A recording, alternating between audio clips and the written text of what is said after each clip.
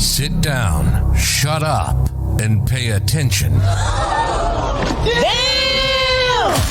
This is the Rants of Izzo Show with your host, Dominic Izzo, from porn to politics. We touch every third rail we can find. You might want to put your headphones on so your mom can't hear this. It's been called the most entertaining 60 minutes on the internet, and it starts now. Let's do this.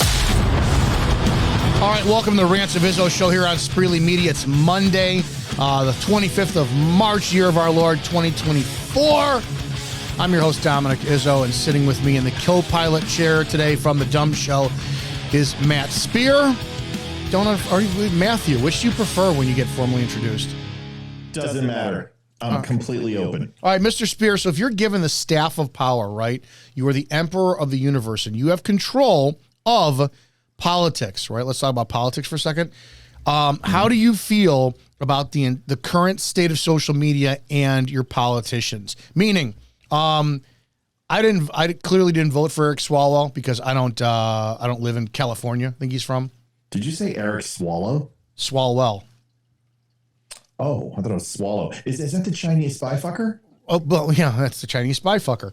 He puts out. Right, I got it. I don't know if you saw his tweet, and I don't think I'm making a big deal about this shit anymore. I'm gonna pull it up for you to see on the shared screen. In all capital letters, he puts up a picture of Trump with the lawnmower boy and says, "Can you put me on an installment payment plan?" Yeah. Okay. There's nothing wrong with that tweet, right? I don't even want to talk about this one. I don't want to talk about this one that's got it's got no dad in my room, and he says, "Don't threaten me with a good time." That's just fucking creepy, but maybe we'll get to that one. I don't know about you, but when I was a cop, we had like social media policies. We had things where we couldn't be online and crap like this. Why are our government employees wasting fucking time and money and tweeting like this? Am I wrong for saying I'm so tired of both sides taking to social media? It seems like that politics is the easiest job in the world now. You get to be paid to be a professional troll and you don't do fucking shit. Did we allow this? I think we enable it, and I think we emulate it. I've said for a long time that political ideology is no longer a simple set of values where we differ on 4 or 5 points. It used to be, small government, big government, family values versus, more practical application to the masses, lower taxes or give, tax breaks and increase taxes, national defense versus populism. I mean, there were some very few and far differences between Democrats and Republicans, especially blue dog Democrats and conservatives who kind of fell a little bit more towards the liberal or middle when it came to social policies.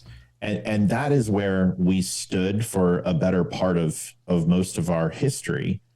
And once mass media came, you saw this political ideology, NBC and ABC, change the colors of the political parties and flip them because one was more, considered to be, ominous and dark, and one was be more affable. So Democrats got blue and Reds got, conservatives got red. And they started, doing these small things that just kind of went away from that we were all classic liberalists, which is exactly where our political ideology came from in every party, and came to this diametrically opposed on every single viewpoint. So my thoughts is we should wear sports jerseys. And it's not like that one. It's not like the one where you see Robin Williams, where he's like, they should wear NASCAR stickers on political, politicians. I'm talking about the actual citizens. This is like the way people treat sports. It doesn't matter how bad it is for America. It doesn't matter how many times they fumble or how many times they get a blocked kick. As long as the other team is doing worse, they're somehow satisfied. And it's the most antithetical thing to progress I've seen. So we enable it and we exemplify it. And as citizens, we're like Pavlov's dog, man. We're ringing the bell, and all we do is just emulate these fuckers. I don't understand why we like any of them. That's what we get for sitting back. I blame Trump for this, and I actually blame us for this because we liked it with the whole, and I did it. I was part of the problem. The grab him by the pussy. I defended that left and right because I talked like that all the time. I'm a middle American. Locker room talk. I'm tired of my masculinity being attacked and blah, blah, blah. And when I started to be vocal on social media about, listen, I no longer support Trump's bullshit rhetoric with his attacking everybody. Do your fucking job as the president. Be a little bit more. I would like to see a little bit more Obama-esque in him or Reagan-esque in him. I don't care who says what. I think that Americans are used to the actor in office and not the actual person. And I wish that Trump would have gone a little bit more to that. But now you're seeing it because we do it, right? I mean, I do it. I don't know about you do it. I am me online. I'm not running for office. I'm not in a position of authority. Yes, exactly. So I don't give a shit about it. I'm tired of Marjorie Taylor Greene shit. I'm tired of anybody on the right shit. I'm tired of everybody on the left shit. This is all they do, and they get paid for it. And it's pissing me off that we allowed this. So I am for I'm not for censorship. I'm for full on muting anybody who's a public employee that they have zero personal opinions being put up online ever. I don't think that should be done fucking at all. Do it, save for the campaign trail. You get in office, you follow through for that. But I'm kind of tired of that. It used to be real quick. It used to be that you would have property rights that would be challenged between two disputing towns, or it would. What's that? No, I get a feedback. Go ahead. Is it on me? No, it's on me. Oh, okay.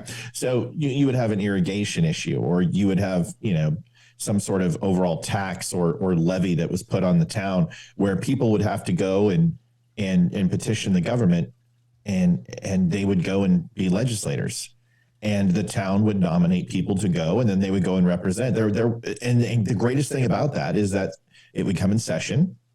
They would go in, they would get their legislation passed. They would talk about what they were experts in, which was very specific and defined. You didn't see blacksmiths coming in, talking for ag. You didn't see ag talking for, the Chamber of Commerce. And they would come in and they would argue their points. And these different states or city, municipality, townships, or from a federal level would argue their points, and then they would go home. And they would, they would get their, their per diem and their food, and then they would kick their ass back to town, and then they want to be seen in Washington again. Now, who makes these people experts? And that's what interests me is, please tell me the qualifications of being a legislator. What are, right now, the only thing it means that you watched a shit ton of Jerry Springer and you pop no-dos and you're qualified, because these people somehow are everywhere all day, all night. There is some ass bag with a mic in their face telling me what I believe. And that's the problem, is that they're supposed to represent us. They're the constituents speak for these people. You represent us, yet you don't speak with my voice. I haven't been represented in Washington since Reagan. So it baffles me why we pretend that this is the way it's supposed to be. But when you ask, is it our fault? That is our fault. We surrendered our rights, our natural and God-given rights. We allowed them to slowly, by 1,000 paper cuts, destroy our republic and turn it into not a representative democracy, but an autocracy. Is there anything can be done about it? Can anything be done? See, I think we need to start going like Parliament, throw chairs, rip off wigs. Jim Jordan, get your old college wrestling days back in gear, man. Drop Jerry Nadler on his head. Come on, let's get to it. But that's the British tried that. The British tried that, and England is like 20 years ahead of us in the failure that is what would be considered a theocracy from a visual standpoint, but truly a republic. It's more of a democratic rule. But that's the thing. If you take a look at democracies throughout history, whether it be the Greeks, the Romans, or anyone else, or the 26 that we've tried to instill across the world, they've all failed. We are the only considered thriving democracy, representative democracy with a constitutional republic that's been successful. And we are slowly realizing that it wasn't successful. We are just delaying the inevitable, where we allow these personal politics and these political parties to come in and divide the true meaning of what they're there for, which is to do exactly what we tell them. Do you think we're coming up in our end? Yeah. Yes. I've had this. Maybe I've had this discussion with you, and I think we first talked about this when you were first on. Probably. I said years ago that I was under the impression that every nation that's had heyday. It was about 200 years. I'm like, well, we're well over 200 years. But somebody told me that you're not a superpower until you're able to attack from where you're at. And we weren't a superpower until we dropped the bomb. Do you think that we're like at the tail's end of this wonderful experiment in government, or no, because we have geographical. This is what we talked with Mike. We have geographical superiority to anybody. So no, am I afraid of an invasion? No. Am I afraid of a foreign country taking us over? No. Am I afraid of financial crisis and all that? Of course. I mean, all those things you got to look at. But what I'm talking about is we're talking about where the system that we currently have no longer has a seat at the table in the world. It's where people say, okay, you know what? Fuck you, United States. We're done. We're going to treat you like you treated Germany and we treated Japan and Versailles. We're going to go ahead and ostracize you from conversations. We're going to start coming together, and you're seeing a new axis of evil. Of course, that's what the media calls it, where Russia, Korea, South Africa, China are all starting to, and Iran are joining forces, and it's getting bigger. And really, what's considered the Allied forces has been getting, smaller and smaller since World War II. And the reason why is because we've just wasted our time doing shit that doesn't matter. We're having these forever proxy wars. We just get up and leave, and then it turns to shit again. And we're there's just nothing we can do to get this process to stop until the world just says, you know what, we're done recognizing you. And how they do that is do what they're doing now. They're changing their currencies. They're forming up. They're helping each other with their militaries. They're starting doing collective resourcing on the things that they don't have, where energy is China's issue. So Russia's helping China. Well, shells and armament is Iran's strength. So they're helping Russia. And this is where they've relied on the United States. And eventually they're just going to say, we don't need you anymore. And then we're kind of fucked. It seems as if the United States has been reliant on everybody else for the longest time, with the illusion that they need to rely on us, especially for like military aspect, right? I paid attention to this for the first time because I grew up ignorant and I loved it. I never really paid attention to politics until Obama got in 2008, and I said, this is my president. Oh, yeah. I liked ignorance was bliss. And I remember, I was in the nightclub industry when we invaded no, I was not. I was a cop. I just got hired. Holy shit. When we went into Afghanistan, wait a second. You would know this.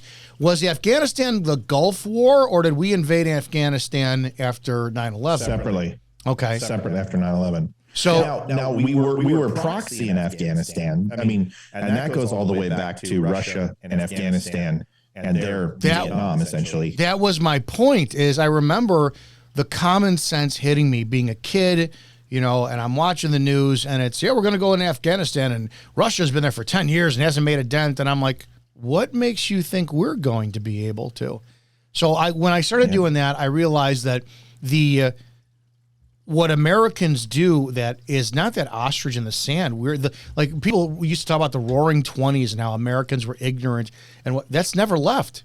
We love just giving the keys of the kingdom over to our politicians like Eric Swalwell, Trump, Marjorie Taylor Greene, and we're entertained with the bread and circuses with their tweets and, oh, yay, go after your guy, go after my guy. These backroom dealings, which I think they're all in bed over, are what we don't pay attention to. And it pisses me off knowing we have zero recourse. There's nothing we could do as people who put these people in positions of power.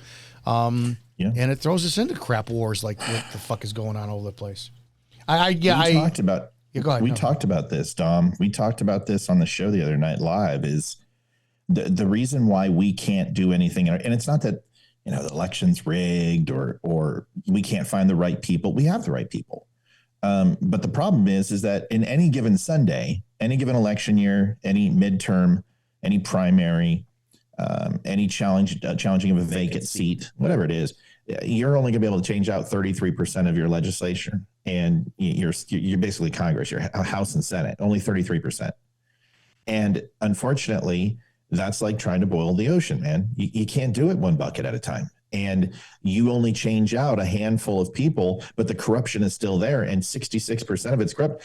You have to make a monumental shift. And it is how we change what we're asking of these legislators. We have to limit their time in Washington. In fact, we should encourage them not to do legislation in Washington.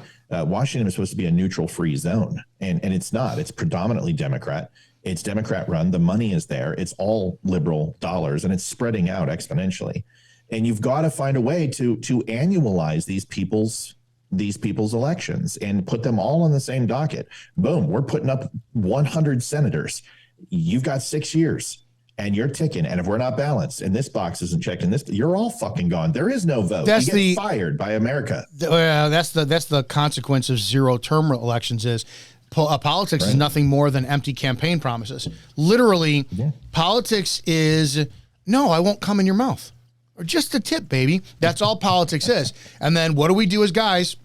Not you, me. Well, sometimes you plead your case until you get what you want.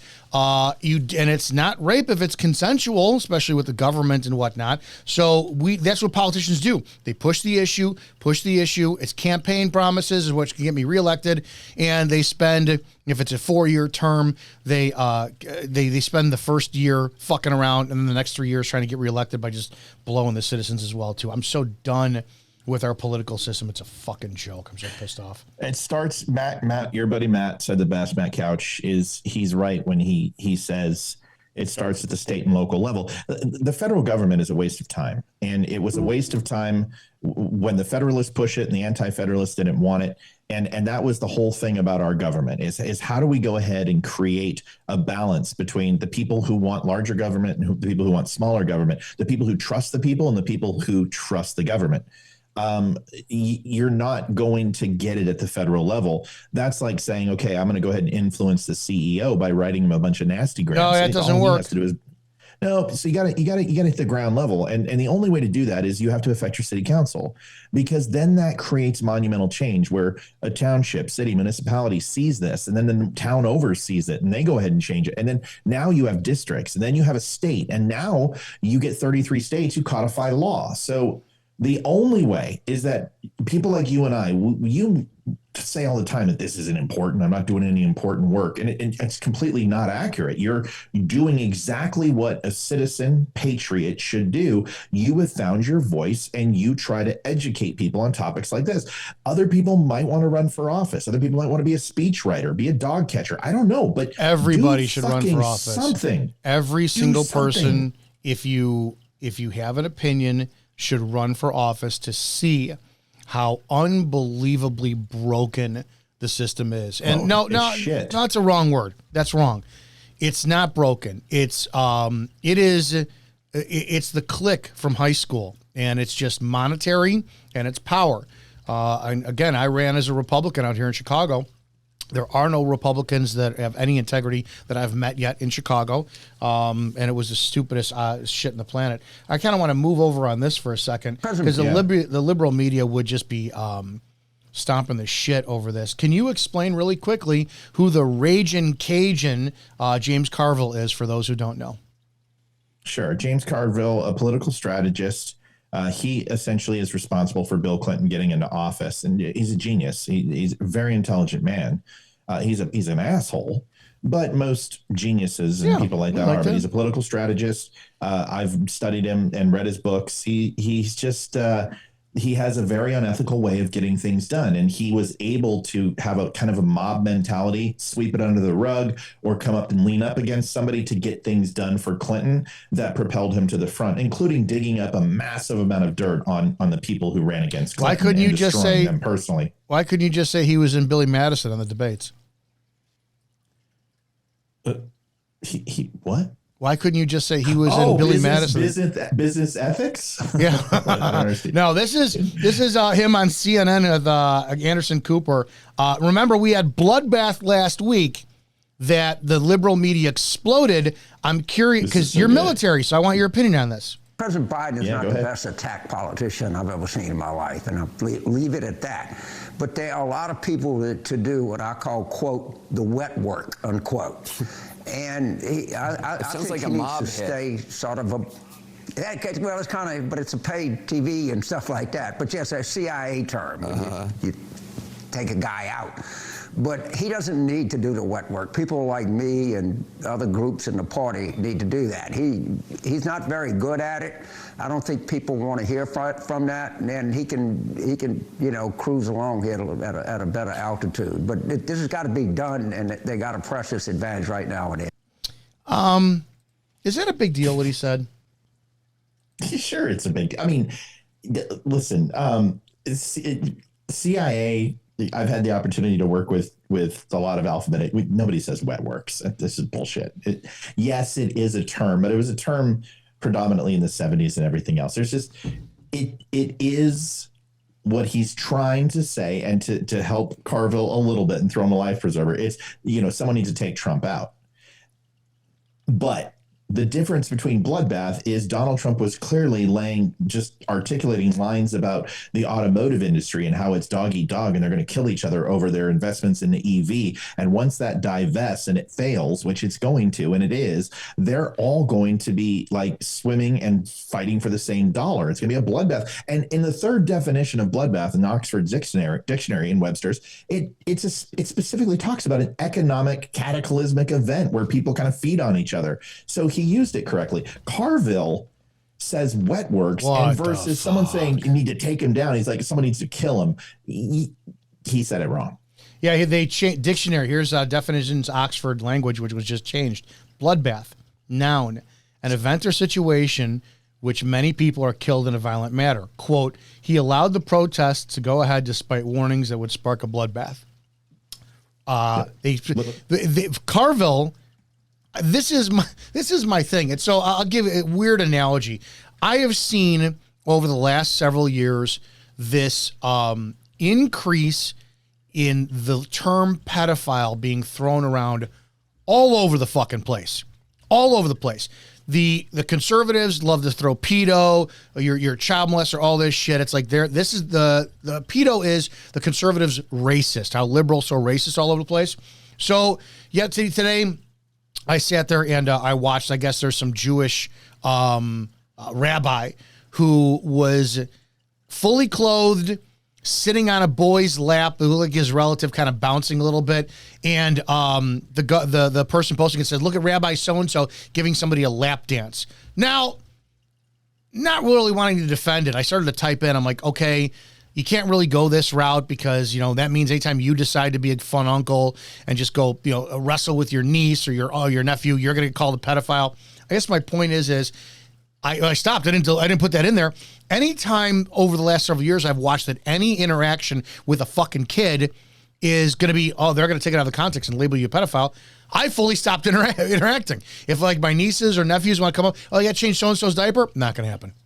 I avoid no. I avoid the fucking problem, right? That's my point is, if the media is going to take shit out of context, and Carville is a extremely smart man, why the fuck would he say that when you know exactly what the word is used for, you know exactly what the media could, but they won't crucify you for? I can't comprehend why a man as smart as him would say that. And then once again, the liberal media will never expose him for that and attack him the way they attacked that bloodbath comment. Yeah, there's a couple of reasons. The guy's fucking 80. Yep. That's it. He's 79 years old. He's sharper than Biden. He's sharper than Biden still.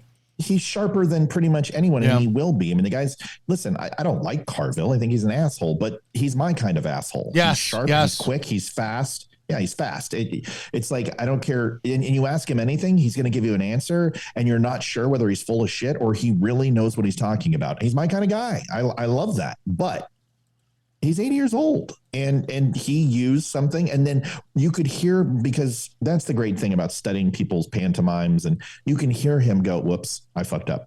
So he stops, and when he's asked, when Anderson Cooper goes, well, that's a military term for, whatever. And he's like, yeah, but he kind of was like, that's not really important right now. Let's move on. You could hear him say those words in that tone, but he said something else.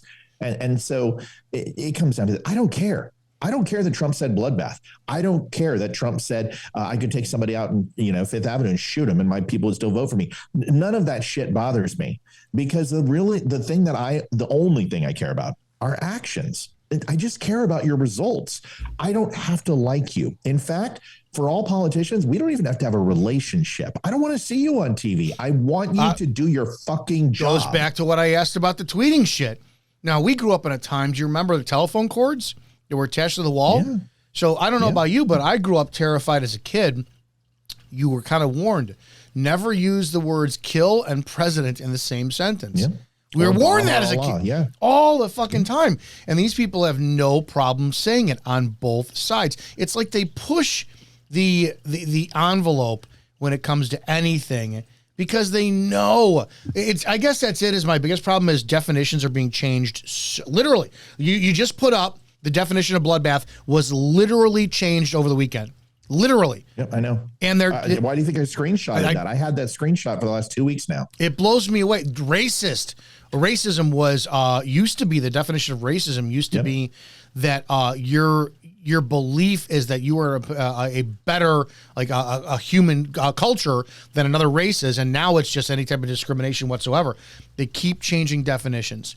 They keep moving language. Bigot in 1560, bigot essentially meant that your religious belief, you felt it was superior over other people, even if you understood that it wasn't true. That was what a bigot was, and they expanded it to everything. Now bigot means racist, and I called the guy who didn't want to bake the cake for the gay couple. I said, if he wants to be bigoted, that's absolutely his choice. And everyone flips out on my show and they're like, how dare you? And I'm like, first of all, fuck you. If you have a problem with, you don't like my opinion one time out of 3 years, I think I'm doing fucking awesome.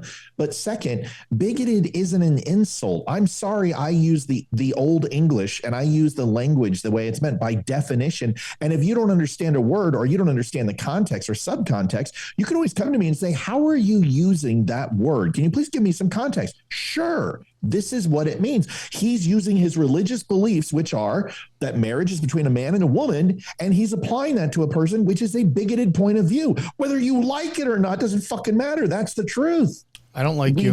I don't like your opinions. I don't like your opinions at all. We have to take a break. I don't like your, so I hate you. It's just so. Whatever. Prepare yourself. The opinions of the host and guests on this show are exclusively just that, opinions. That means that they shouldn't be the cause of your state of being offended. Why does everybody get so butthurt? Okay, let's go. Ready, go!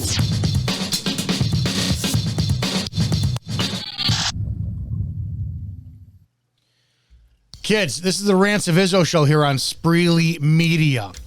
I haven't taken a break in a long time because the conversations are so good, but this is a good transition into another topic, which it's just going to be fucking ridiculous. Go to Spreely.com. When you're on Spreely.com, you're going to see all ways to consume and support this free speech American network. Why would I do that? Because you bitch about shit on every other platform, so go to Spreely.com. There's a social media site where you could speak freely, hence Spreely. Say whatever you want. You want to complain about me? Go ahead. You can contact the CEO, Chelsea from HR. I'll get a hold of me, and we will laugh behind your back about your complaint. So feel free to do that. Check out the schedule and the other shows that are on there, like the DUM Show, which, Matthew, how can people consume the DUM Show?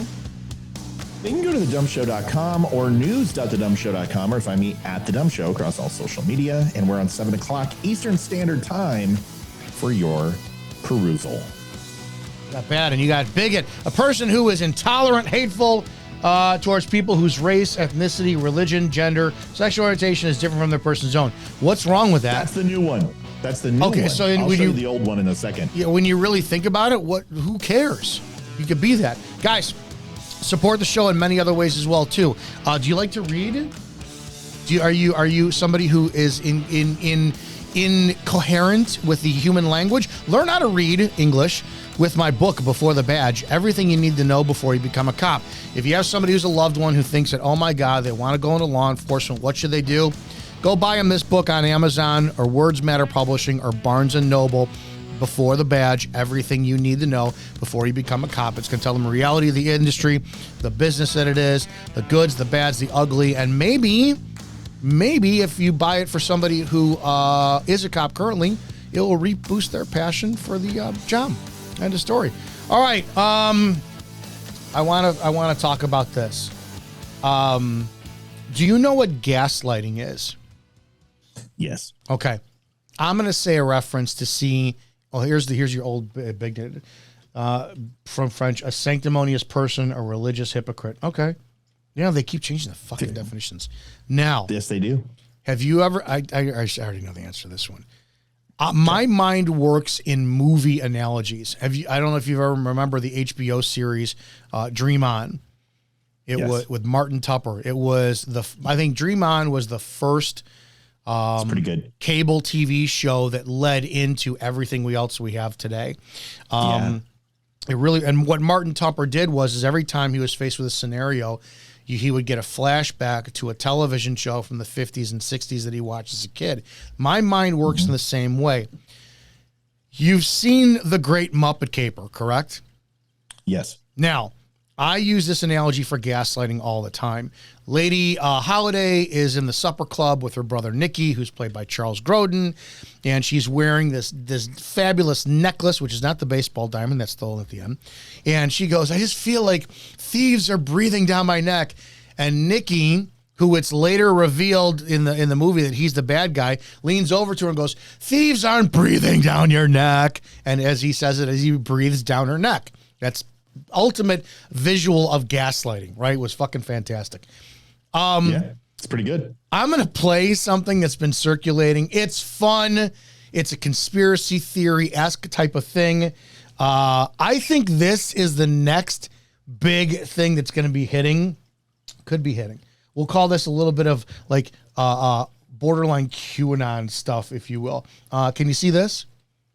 I can. You used to be a Qer. Weren't oh, huge. Fucking huge. We'll talk about that. Oh, huge. I'm going to play this for the visual audience. And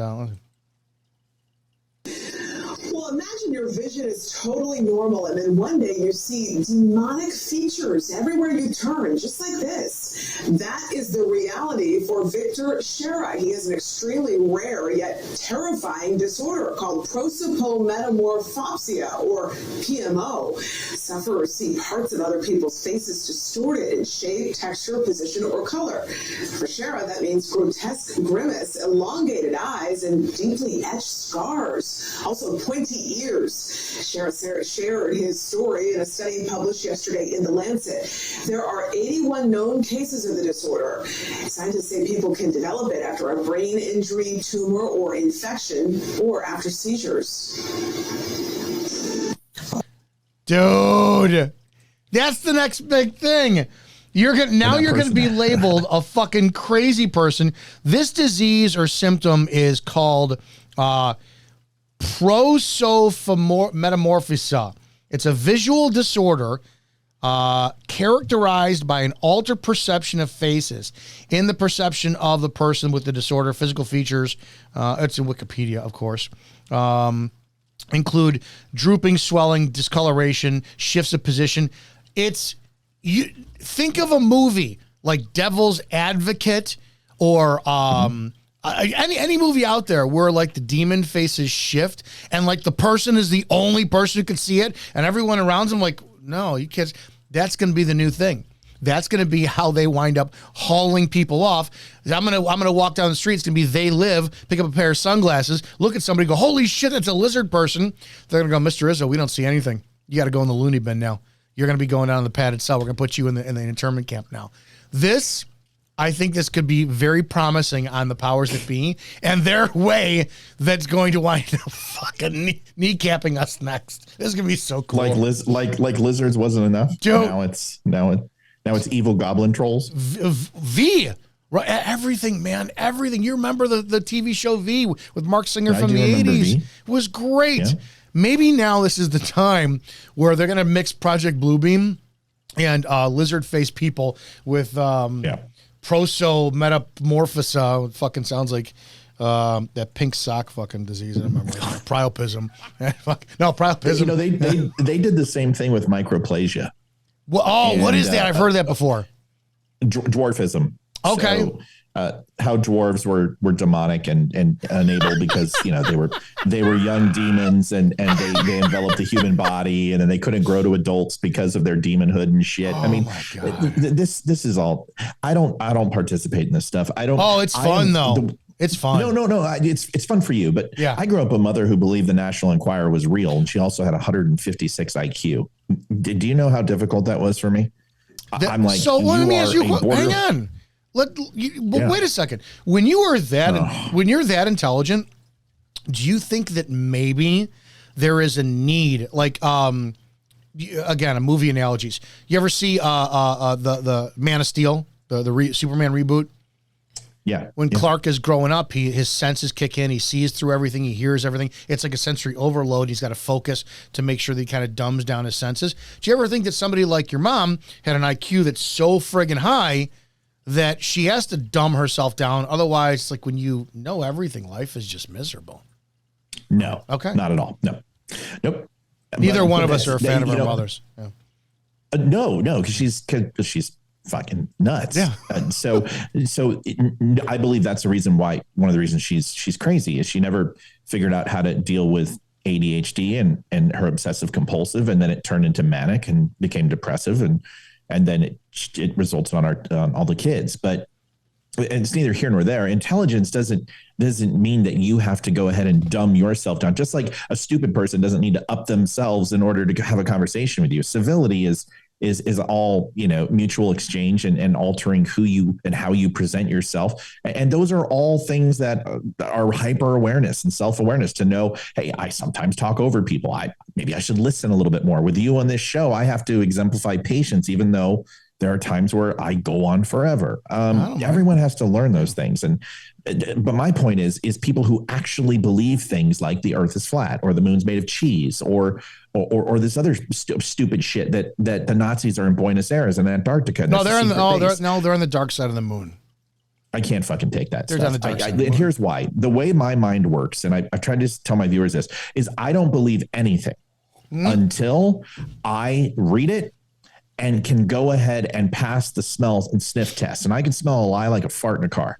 So I read it. And if I find one thing that's not right, one thing, I completely just destroy it. Because if you lie about one thing, you're lying about everything. I truly believe that in one way or another, you're putting something in an article or a news piece or your opinion on Facebook. And if you blatantly lie, and then you start pulling the thread, you'll find more. And that's all I need to go ahead and start finding the right area. How frustrating is that stuff? Because that's exactly what politicians do.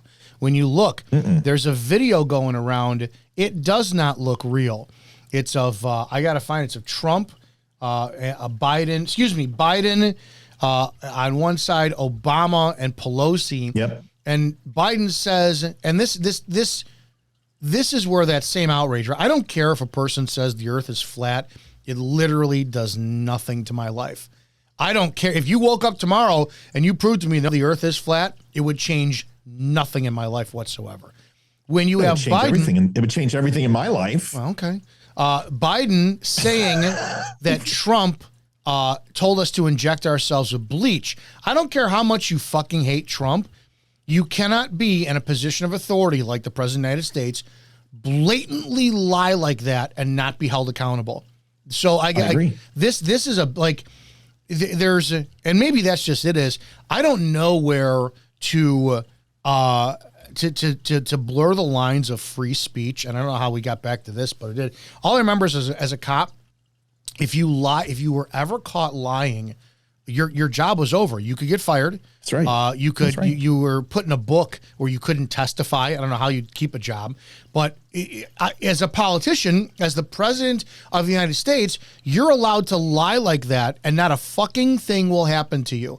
I honestly think that he should be and this is not Secret Service. I don't give a shit. You lie to that magnitude, which you know is going to outrage people. It's going to get people beating the shit out of each other at family dinners over this crap. I think Biden should be forcibly removed for office when he lies like that. Any politician who puts something up online like that, they need to be turned over to the people. End of story. And that needs to be a threat of violence against them for lying like that. I don't know how I got in that, but I think it's a good one. I mean, listen, it's called accountability. And if our elected representatives, they're not our leaders. I can't stand people say they're our leaders. They're not our leaders. They're elected representatives. If they're not held accountable, then how do we go ahead and have a standard in this country of acceptable behavior in the workplace and society, et cetera? To go back, the reason why I say it would change my life if the earth was flat is because that destroys so many concepts in science. I mean, that would change fundamentally eclipses. It would change lunar tides, navigational systems, longitude, latitude. I mean, it changes everything. So when you start doing shit like that and saying something like that, that's changed the world, right? And when people said the earth was flat, it stopped us from traveling because we afraid we'd fall off the edge. Once there were people who came out and said, okay, let's go ahead and talk about the earth being round, more of a sphere or a globe, people started challenging and pushing further and further because of it. So what my point is that when people say things, extraordinary things, and we just talk about gaslighting, we'll bring it all together. When they talk about extraordinary things, Dom, you better have extraordinary evidence. Because if you don't, I'm not even going to fucking listen to you. Yeah, like I won't even, when people are like, I just want to tell you something I'm thinking. And I'm like, is this opinion or fact? And they're like, I think it's fact. And I said, forget it, we're not talking. We're not going to talk about this. Tell me. Yep. Go ahead. No, I fell down with that QAnon crap. You're right. Because I sat there and it's like we talked about that at break. That stuff played on where my factual brain wanted to go.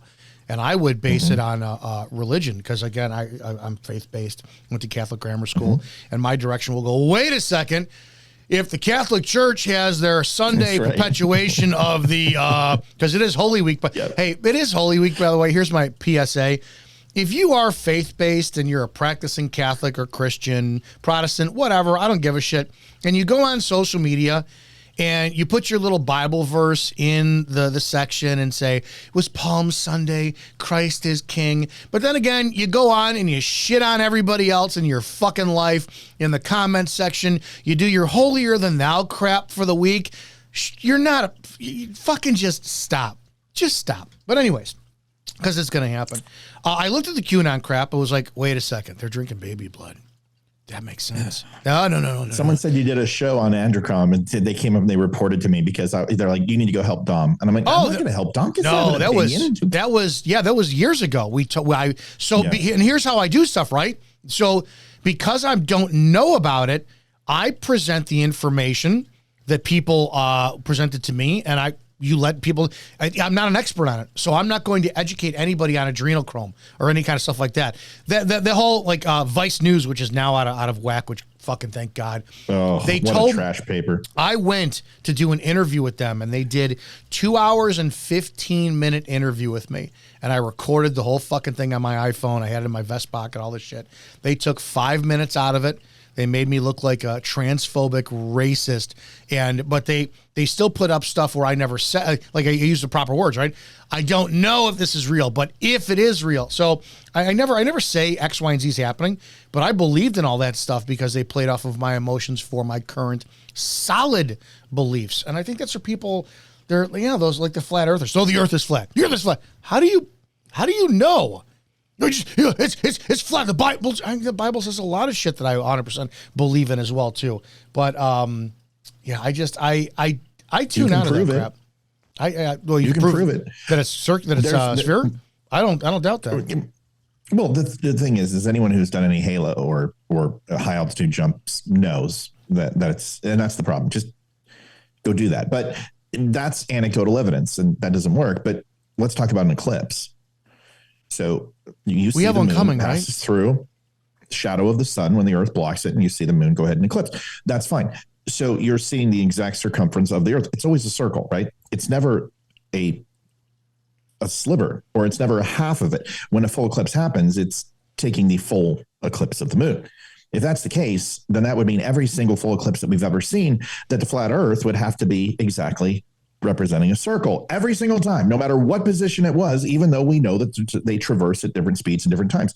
So therefore it shows you it's a sphere. That's the easiest way to tell you.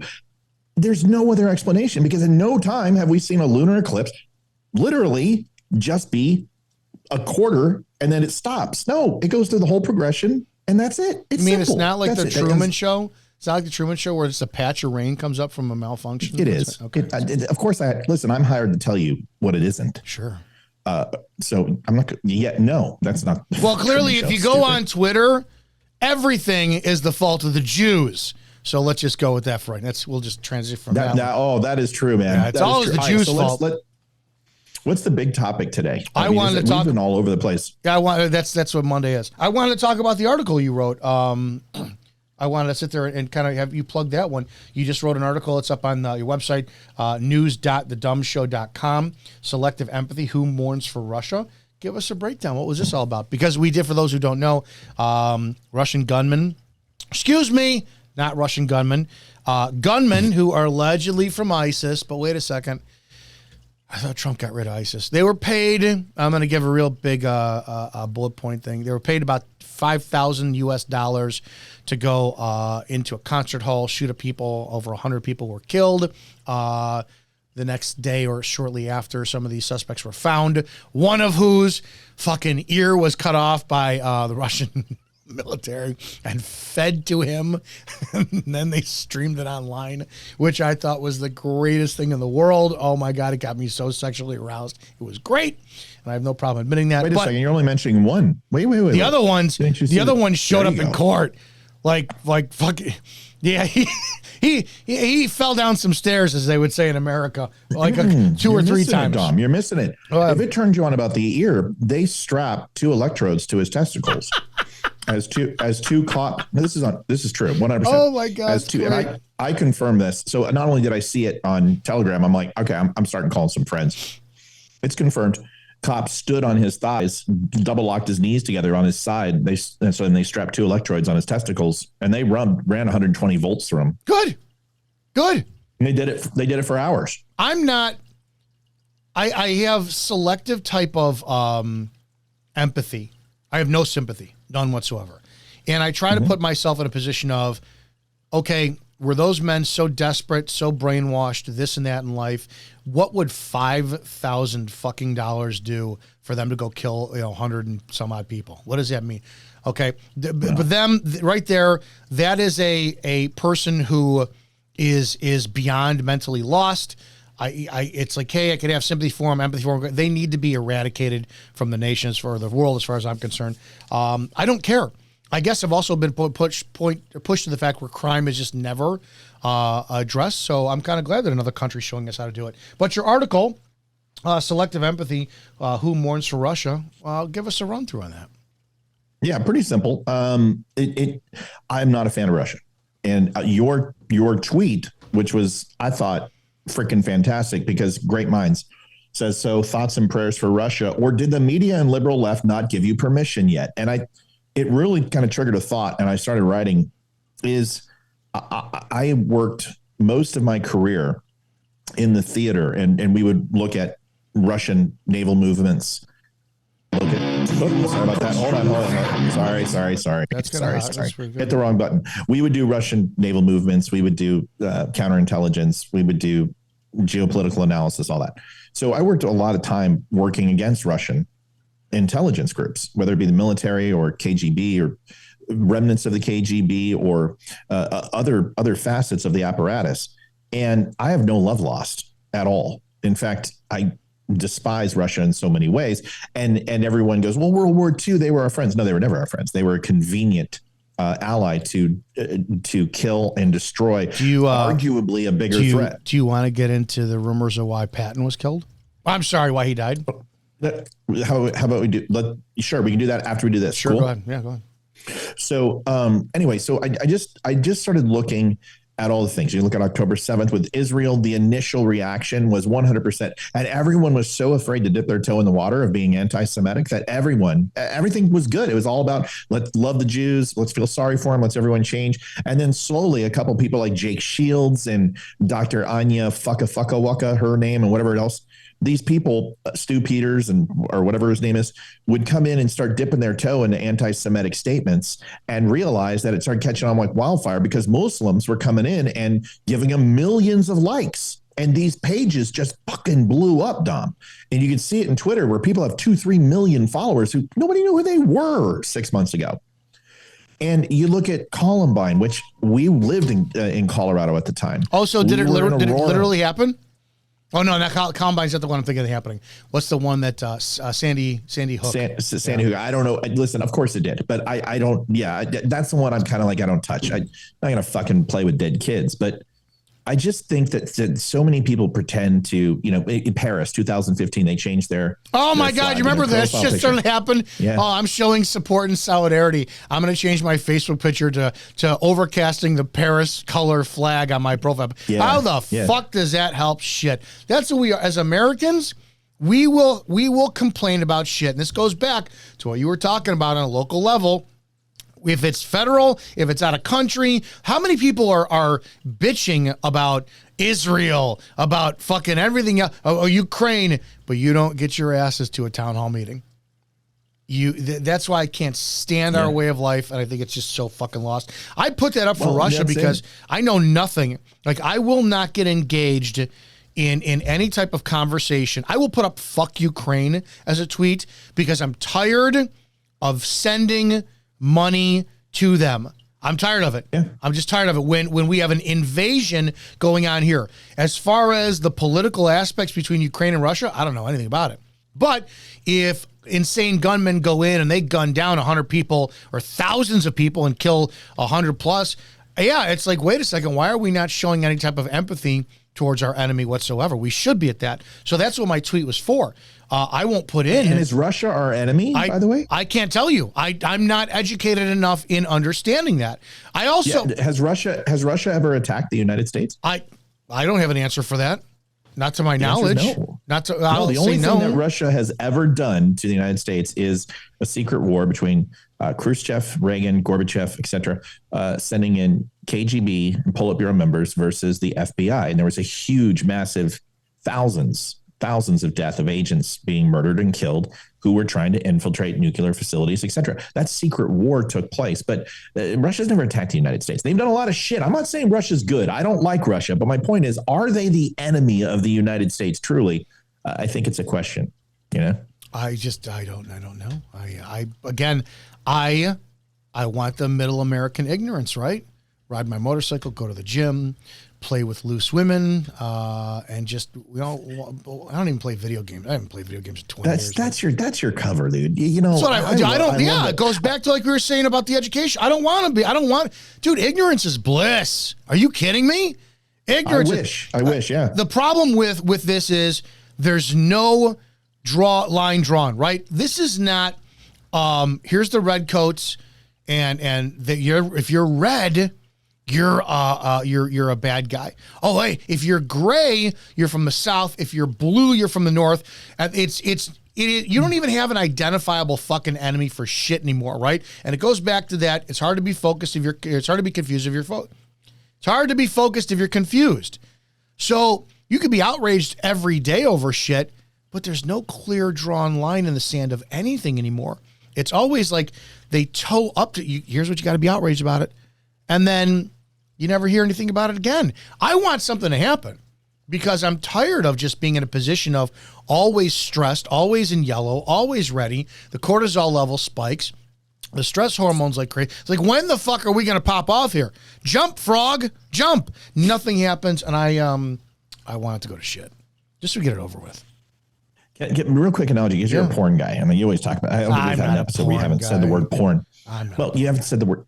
Okay, I didn't say you're a porn. Okay, you're not a porn like maker. My point is that we always seem to talk about porn or tranny or something like that, and that's fine. There's great. Not wrong with that. There's this whole thing Bill Maher says, and I'm a big fan of Bill Maher. And see, this is why I'm probably haven't went to 1 million followers, is because I don't have a compass when it comes to doing the right thing in the right, because even the right doesn't even know what the fuck they want to do. I mean, look at Marjorie Taylor Greene. She voted for McCarthy, and then she sits here and says, now Mike Johnson, the most Republican fucking Christian conservative ever had, is a traitor. And I'm like, what the fuck is going on? Anyway, quick. Yep. So in porn, Bill Maher has a theory. He's like, listen, porn is a gateway. And he's like, I smoke pot. I've done cocaine. I've done LSD. And those things are gateways. But with porn, you start off pretty simple. You do it, you see a guy and a girl, they're in a missionary position. You're like, yeah, that's awesome. And, you do your thing. And then a month later, you're like, it's not doing it for me anymore. So I'm going to throw 5 black guys, a couch, and a midget while all jerking off a horse. Right. And then you throw in a donkey and, all this shit. And you're like, what the the same thing has happened with American politics and the news media. Is it started off with, okay, let's give them the Gulf War and let's blur out the freaking explosions and people being, just completely eradicated in the blood marks. And then, whoops, we allowed a blood mark. Oh, holy shit. Our user rating went up. Let's go ahead and allow a little more and a little more. And finally, what they've done is the same thing has happened with these terrorist organizations and these kids doing these shootings. This shit never fucking happened when we were growing up. Dude. And trust me, not to this level. Yes. No one was shooting 11-year-olds in the fucking head like this. It's getting worse because they're trying to outperform and outdo what the other guy did 6 weeks ago. It's getting to a point. You sense it, your desensitization. Do you remember when, I don't remember what show it was, but they said shit on TV for the first time? Or was it NYPD? It was when NYPD Blue. Was it NYPD Blue? We saw Dennis Franz. I remember. Dennis Franz's ass. Yeah. It's like, oh, they're going to show an ass on TV. It's like, holy shit, dude. They kept pushing the envelope. That's what I'm saying. At what point is it the air raid sirens go off and it's like, we're done. Do what you want, guys. Do what you want. I don't know, man. I think everybody worries about this stuff. I think people, it's amazing when you turn off the TV, how life just gets so much simpler. And every weekend we have the answer. We disconnect from work. We turn off the fucking TV. We go outside. We do something. And then somehow we go back and do it all again. If you watch Bill Cosby, I got 30 seconds. Bill Cosby himself, one of the greatest comedy skits of all time, even though he's a fucking rapist, and that's not important. We didn't know then, so we can watch it. It's okay. We don't have to cancel Bill Cosby. But he talks about going out and having a good time. And he's like, I worked all week, 60 hours, and I'm going to go out and get shit-faced drunk, and I'm going to have a good time. And then, he talks about drinking and getting sick and nauseous and throwing up and being hungover and coming back Monday going, oh, turn on the sweat machine. You're right. Turn on the sweat machine. Yep. Reverse gears. And Lords of Acid, they sampled that. Yeah. You know the answer. Do something different for God's sake. Something Turn different. it off. Fucking, thumb up the butt never hurt anybody. Guys, it's Monday. Enjoy today. The DUM Show, 7 p.m. Eastern. You can find it on all, you can find it at thedumshow.com and news at thedumshow.com. News.thedumshow.com, and we got to do a burn pit 3-way. Yeah. Oh, see, you bring up porn, and I bring 3-ways. Guys, have a great damn day. Go out and help somebody today. And if you can't help them, just don't hurt them. It's Holy Week. Don't be a pious, pompous, self-righteous Christian hypocrite cocksucker. See you guys on tomorrow. Thanks, everybody.